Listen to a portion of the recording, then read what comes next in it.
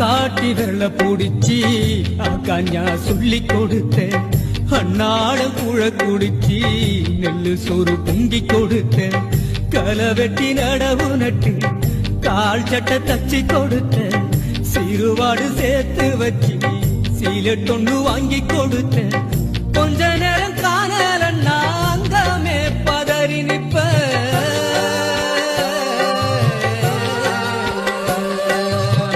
கொஞ்ச நேரம் காணலன்னா அங்கமே பதறி நிப்ப